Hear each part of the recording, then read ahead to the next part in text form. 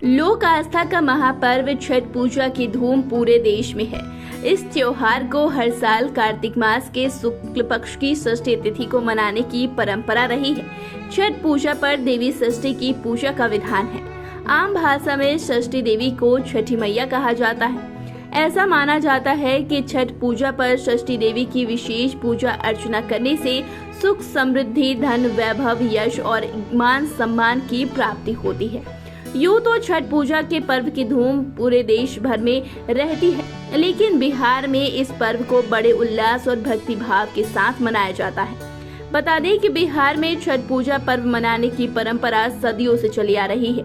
लेकिन क्या आप जानते हैं कि लोक आस्था का महापर्व छठ पूजा बिहार में इतना प्रसिद्ध क्यों है और इसे मनाने की अनूठी परंपरा कब और कैसे शुरू हुई?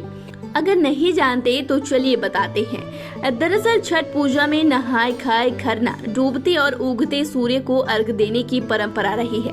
विशेष तौर पर निसंतान महिलाओं के लिए छठ पूजा का बड़ा महत्व है।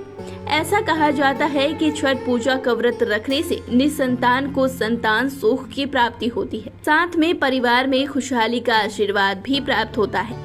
आपको बता दें कि बिहार में छठ पूजा की प्रथा महाभारत काल से जुड़ी हुई है। पौराणिक कथाओं के अनुसार सूर्यपुत्र कर्ण का संबंध भौगोलिक रूप से बिहार के भागलपुर से माना गया है। कर्ण यहाँ सच्ची श्रद्धा से सूर्य देव की उपासना करते थे और पानी में घंटों रहकर भगवान सूर्य को अर्घ देते थे। षष्ठी और सप्तमी तिथि को वे विशेष अर्चना करते थे और सूर्य देव की कृपा उन पर हमेशा बनी रहती थी। ऐसी मान्यता है कि छठ पर अर्घदान की परंपरा तभी से प्रचलित हुई है।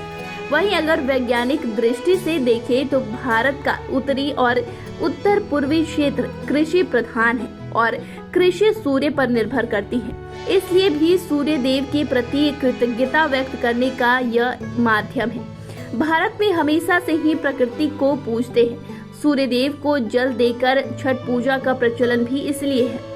आपको बता दें कि हिंदू धर्म की मान्यताओं के अनुसार छठ का व्रत बच्चों के लिए मनाया जाता है और जिन स्त्रियों की संतान नहीं होती वे संतान प्राप्ति की कामना से यह व्रत रखती हैं।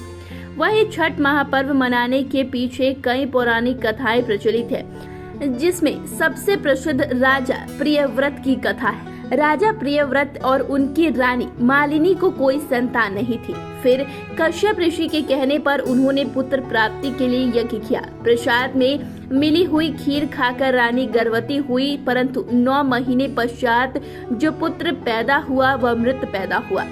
यह देखकर राजा प्रियव्रत व्याकुल हो उठे और रोते रोते प्राण त्यागने का प्रण करने लगे। तभी वहां पर एक देवी प्रकट हुई, जिन्होंने राजा को समझाया कि मैं षष्ठी देवी हूँ और यदि तुम मेरी पूजा करोगे तो मैं तुम्हें पुत्र दान दे सकती हूँ।